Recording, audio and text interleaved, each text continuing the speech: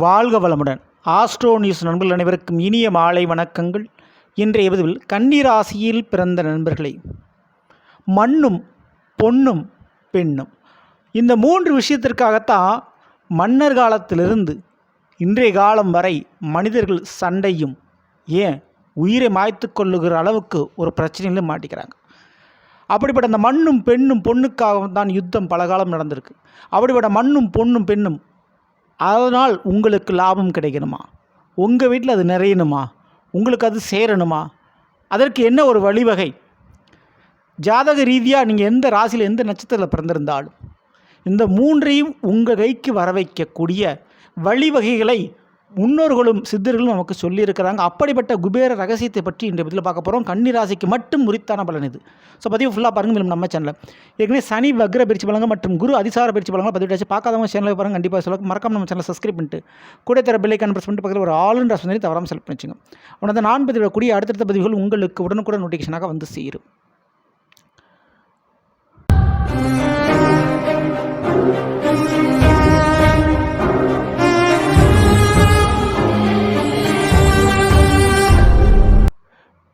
கன்னி ராசியில் பிறந்த நண்பர்களே, கன்னி ராசி, கன்னியின் ராசிநாதன் புதன் பகவான். திட்டமிடுதல், மற்ற மனிதர்களை கரெக்டாக கணக்கு எடை போடக்கூடியவர்கள் மனசை. அப்படி திட்டத்தையும் மற்றவருடைய மனதையும் எடை போட்டு பழகினாலும் பல நேரத்தில் உங்களுடைய கணக்கு கூட தப்பாக தாங்க போகுது. அப்படி பல நேரத்தில் நீங்கள் கோட்டை விட்டுருப்பீங்க. ஸோ அப்படிப்பட்ட பிள்ளைகளை சரி செய்து உங்களுடைய வாழ்க்கையில் யோகத்தை அதிர்ஷ்டத்தை அள்ளி கொடுக்கக்கூடிய வழிமுறையை பற்றி பார்க்க போகிறோம். முதல்ல உங்கள் ராசியில் சுக்கிரன் என்கிற களத்திரக்காரகன் நீசமடைகிறார், பலமிழந்து போகிறார். அப்போது பிஃபோர் மேரேஜ் ஆஃப்டர் மேரேஜ்னு பிரிச்சுக்கலாம்.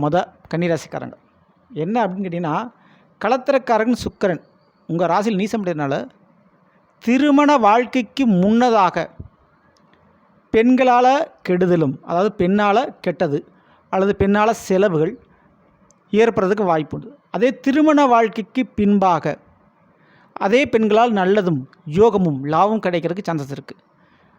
ஸோ இப்படி நெகட்டிவ் நடக்கக்கூடாது, பெண்கள் மூலமாக நல்லது நடக்கணும், காதல் கைகூடி வரணும், வாழ்க்கை துணை சரியான அண்டர்ஸ்டாண்டிங்கில் இருக்கணும் அப்படின்னா நீங்கள் செய்ய வேண்டியது வெள்ளி மோதிரத்தை கண்டிப்பாக உடல் ரீதியாக அணிஞ்சிக்கணும். அது ரொம்ப ரொம்ப முக்கியம். வெள்ளி பொருள் கண்டிப்பாக சேர்க்கணும். அது மிகப்பெரிய அளவு ஒரு நன்மையை உங்களுக்கு கொடுக்கும், மிகப்பெரிய ஒரு வசீகரத்தை உங்களுக்கு கொடுக்கும். ஓகேங்களா? இரண்டாவது, மண் சம்பந்தமான யோகங்கள் கண்டிப்பாக நிலப்பிரச்சனை உங்களுக்கு ஏற்படுறதுக்கு வாய்ப்பு இருக்குது. ஏன்னா நிலத்துக்கு காரகரமான செவ்வாய் பகவான் உங்களுடைய கன்னி ராசனான புதனுக்கு பகை கிரகம். மேலும் அவர் 8ஆம் வீடான மேஷத்திற்கு அதிபதியாக இருக்கக்கூடியவர். வம்போல பிரச்சனை. அப்போ நிலத்தாலையும் சொத்தாலையும் பிரச்சனைகள் வர்றதுக்கு வாய்ப்பு ரொம்ப ரொம்ப உண்டு. அந்த நிலத்தில் இழப்புகளும் விரயங்களும் ஏற்படுறதுக்கு சான்சஸ் இருக்குது. ஸோ அந்த பிரச்சனை உங்களுக்கு தீரணும் அப்படின்னு நீங்கள் நினச்சிங்கன்னா நிச்சயம் இஷ்ட தெய்வத்தை முருகனாக ஏற்றுக்கொண்டு முருகனுடைய வழிபாடுகளை பண்ணுறது ரொம்ப ரொம்ப நல்லது. அதே போல் முருகனுடைய ஆலயங்களில் உழவாரிப்பனை பண்ணுறது ரொம்ப நல்லது.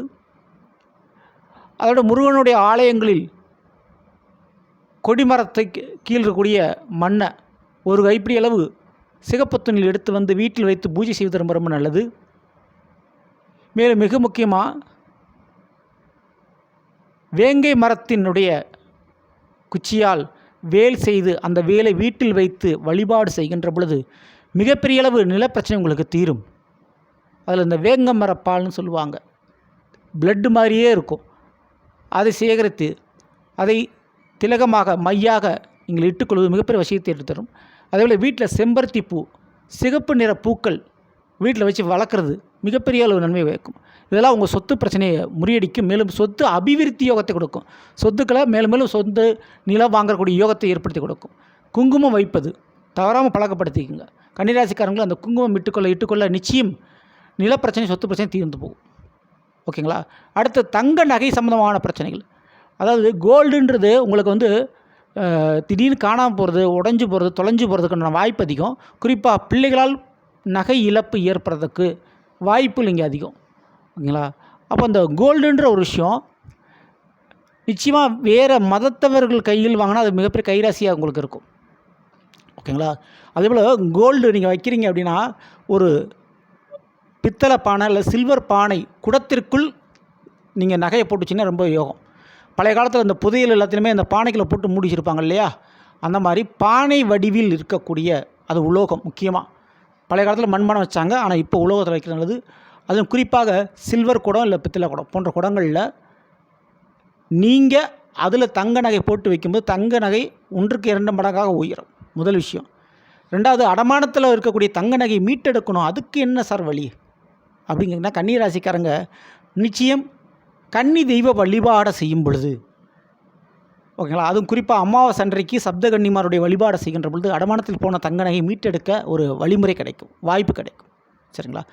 இப்படி மண்ணாலும் பொன்னாலும் பெண்ணாலும் ஏற்பட பிரச்சனையை சரி செய்து உங்கள் வாழ்க்கையில் மேலும் லாபத்தையும் நன்மைகளும் பெறப்போவதற்கு முக்கியமாக இறைவனுடைய அனுகிரகம் தேவை. அதிலும் குபேரனுடைய அனுகிரக பரிமாணம் தேவை. அப்போ குபேரனுக்கு பிடித்த உணவு வகைகள் ஊறுகாய் மற்றும் இனிப்பு வகை உணவுகள்.